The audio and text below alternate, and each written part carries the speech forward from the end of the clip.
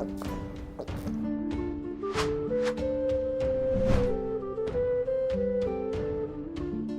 Moin, hallo und herzlich willkommen zu einem neuen Video hier auf meinem Kanal. Heute gibt es hier eine Runde Shakes and Fidget. Wir befinden uns auf meinem Kampfmagier, auf W27, der ja überarbeitet worden ist. Und das Update bzw. das Rework des Battle Mages ist jetzt schon, jetzt wo ich aufnehme, 6 Tage her. Und ich wollte mal was ganz Interessantes testen, und zwar seht ihr links oben, ich habe schon mir ein bisschen Gold gehortet von den letzten 3 Tagen und wollte mal testen, was es für einen Unterschied macht, beziehungsweise wie krass es ist, wenn man so ein bisschen mehr auf Ausdauer geht. Da, wenn man jetzt hier reinschaut zum Battle Mage, der Arkane Komet, halt eben hier steht, dass er halt den Gegner Schaden zufügt, der abhängig von deiner Lebensenergie sowie der Klasse deines Gegners ist. Also es kommt auf die Klasse an, wie viel Damage der macht, und halt eben auf das eigene Leben. Das heißt, es ist gar nicht so verkehrt, dass man den Battle Mage wahrscheinlich ein bisschen mehr vielleicht in Zukunft auf Ausdauer spielen sollte. Dabei muss man allerdings beachten, der Schaden geht halt wirklich niemals über 33%. Das heißt, alle Battle Mages, die bisher so mehr Glass Cannon bzw. 60-40 so gegangen sind, könnte man sich tatsächlich überlegen, in Zukunft ein bisschen mehr auf Ausdauer zu spielen. Und ich bin gespannt, wie sich das auf dem Server hier verhalten wird, ob hier die Leute jetzt ein bisschen mehr auch auf Ausdauer umswitchen werden. Denn was haben die ganzen Leute hier auf den Server gemacht, wenn ihr euch mal das Verhältnis anschaut hier von den Battle Mages? Die meisten sind halt wirklich so auf 60-40 gegangen, wenn nicht sogar noch höher, oder halt eben so ungefähr in dem Rahmen. Ne? Und warum machen die ganzen Leute das, oder die meisten, dass sie halt eben sagen, okay, wir gehen hier mehr auf das Hauptattribut als das Nebenattribut. Die Leute, die schon länger meine Videos verfolgen, ich habe es immer wieder schon mal gesagt, es ist halt erstrebenswert, wenn man häufig, beziehungsweise wenn man Gegner in der Ehrenhalle hat, gegen die man oft kämpft und die dasselbe Hauptattribut teilen, ist es besser, wenn man auch mehr auf das eigene Hauptattribut geht, denn dann ist es effizienter, mehr halt in dem Falle jetzt, wenn ich zum Beispiel viele Battle Mages oder viele Krieger oder viele Berserker, die alle Stärke als Hauptattribut teilen, um mich herum habe, ist es besser, auch mehr vom eigenen Attribut zu haben, als wenn ich jetzt sage, okay, ich gehe jetzt so in Richtung 50-50. So, wenn man jetzt zum Beispiel viele Krieger oder sowas beobachtet, die häufig auch eine 50-50-Skillung haben, jetzt nicht unbedingt hier auf dem Server, weil halt hier der Battle Mage dominiert, aber auf vielen anderen Servern sieht man häufig, dass halt Krieger eine 50-50-Skillung haben, so, weil die halt auch viel vom Leben profitieren und so. Und das ist halt eben ganz gut, wenn man sagt, ich habe viele verschiedene Klassen um mich herum, die alle unterschiedliche Hauptattribute haben, dann ist es tatsächlich besser, ein bisschen mehr gebalanced in die Richtung 50-50 zu gehen, anstatt 60-40 von der Aufteilung her zum zum Nebenattribut. Und das beobachten wir halt auch eben in der Ehrenhalle, in der internationalen Ehrenhalle ganz gut. Zum Beispiel haben wir hier den Strider, der als Kundschafter auf 50-50 geht, weil er umsingelt ist von Klassen, die nicht seinem Hauptattribut entsprechend sind. Und dementsprechend hat er hier auch die besten Chancen als Kundschafter, eben nicht Glass Cannon oder 60-40 vom Schaden her zu gehen, sondern eher eine 50-50-Skillung anzupeilen. Und deswegen ist es für ihn, weil er halt jemand ist, auf seinem eigenen Server hat er keine Konkurrenz, deswegen spielt er halt in der internationalen Ehrenhalle mit und geht halt eben hier auf die 50-50-Skillung, weil hier sonst fast keine Kundschafter unterwegs sind. So, wie gesagt, auf dem Server sieht es hier anders aus. Hier haben wir fast nur Stärkeklassen um uns rum, deswegen gehen hier viele Leute viel auf Stärke. Und jetzt aber, wo halt eben auch ganz genau zu sehen ist, wie sich das berechnet mit dem Arkan-Kometen, bin ich gespannt, ob hier Leute ein bisschen mehr auf Ausdauer gehen. Und ich wollte jetzt einfach mal testen, was macht es denn für einen Unterschied aus, wenn ich jetzt hier einfach mal ein paar Tage mein Gold spare und gucke, wieso die Schadensentwicklung vom Arkan-Komet ist. Dazu machen wir mal ein kleines Bildchen hier vom Arkan Komet. so, und schauen mal, wie der Schaden dann danach aussieht, nachdem wir das ganze Gold hier in Ausdauer jetzt reingesteckt haben. Ja,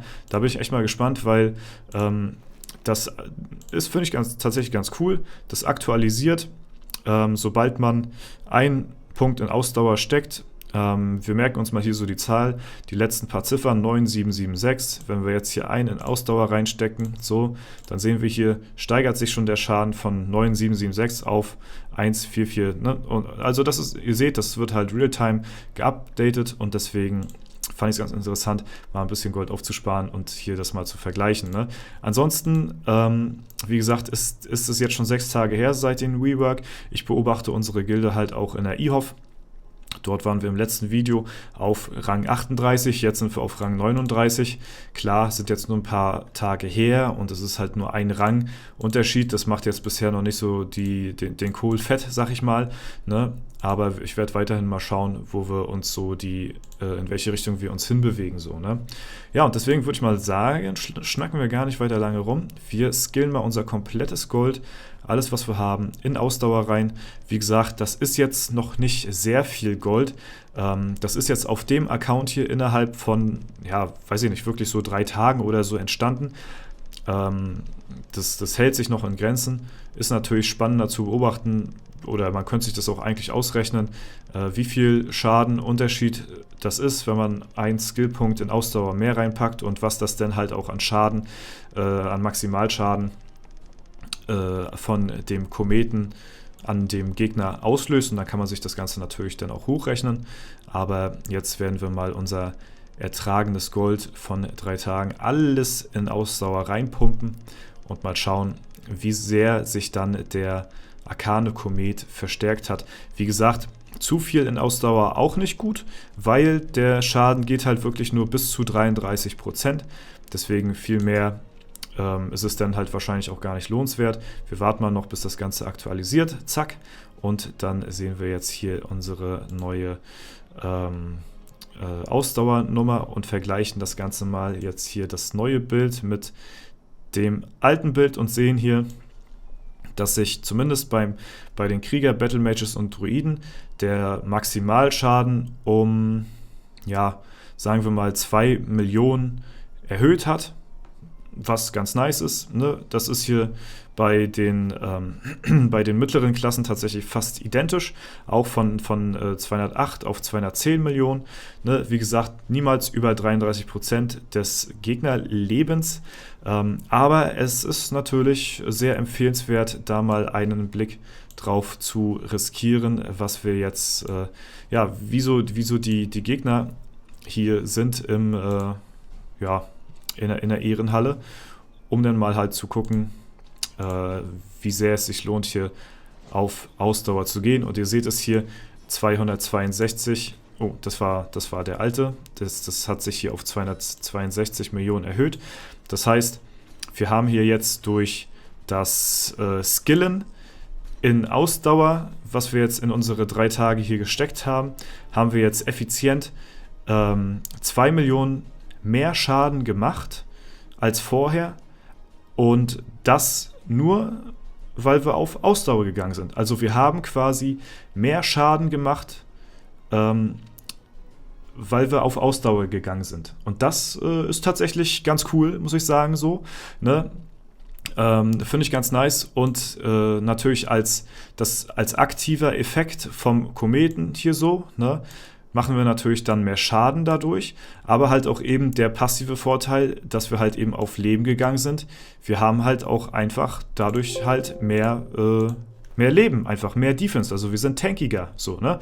Wir sind tankiger, machen aber trotzdem mehr Schaden. Und deswegen werde ich jetzt auch in Zukunft ein bisschen mehr auf Ausdauer gehen hier mit dem Battle Mage. Ist ganz cool, wie gesagt, auch ganz nice, dass man das halt sofort sehen kann. Aber man muss dazu auch sagen, nach wie vor der Battle Mage mit der Anpassung, die er jetzt erfahren hat in der Vergangenheit, muss man halt dazu sagen, dass er trotzdem irgendwo einen Nerf kassiert hat, weil er gegen die neueren Klassen früher mit dem alten Feuerball wohl fest seine 33% Schaden gemacht hat. Und also immer den Maximalschaden, ohne dass man halt so viel auf Ausdauer gehen musste. Und jetzt wurde das halt dementsprechend angepasst, dass es halt vom eigenen Leben abhängt. Das heißt, man macht nicht immer gegen die neuen Klassen diese 33%. Das heißt, es war irgendwo ein indirekter Nerf für den Battle Mage, das muss man halt wissen. Aber so ist es jetzt halt eben ja, sehr anschaulich aufgeführt und das Ganze wollte ich euch mal zeigen und fand ich auch selbst sehr interessant. Jetzt gerade muss ich tatsächlich sagen, dass halt wir jetzt bei einem Gegner zum Beispiel, wie wir ihn eben gerade bekämpft haben, einfach mal so 2 Millionen Schaden einfach mal mehr gemacht haben als vorher und das einfach nur, weil wir auf Ausdauer gegangen sind. So, ne? Also das ist schon ganz cool, ne? Gerade weil der Battle Mage ja auch eine Klasse ist, der sich auf seine Fähigkeit berufen muss, womit er den meisten Schaden austeilt, weil danach kommt halt vom Battle Mage nichts mehr. Da ist halt Schicht im Schacht, der kann nicht ausweichen, der kann nicht blocken, der kann gar nichts. So, ne? Außer halt eben mit seinem Handschuh ein bisschen hier die Leute aufwirbeln. Machen wir mal einen Try gegen Givens hier als Assassine und da sehen wir 210 Millionen Schaden haben wir hier mit dem Arkanen Kometen gemacht.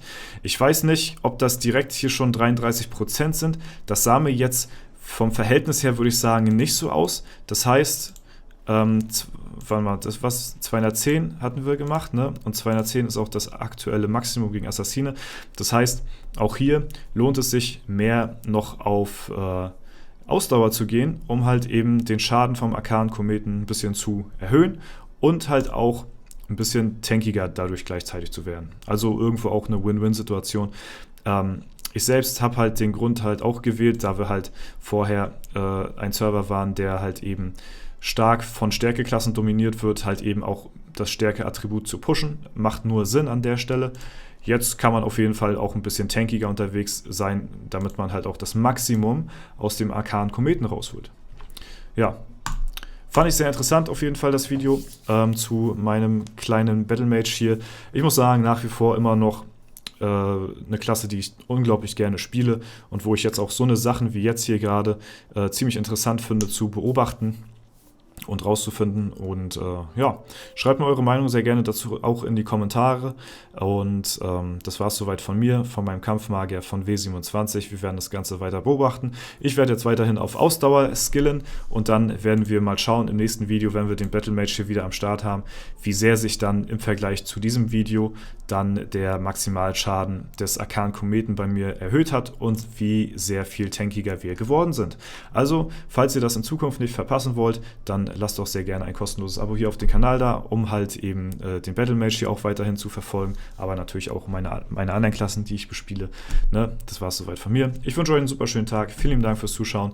Haut rein und bis zum nächsten Mal.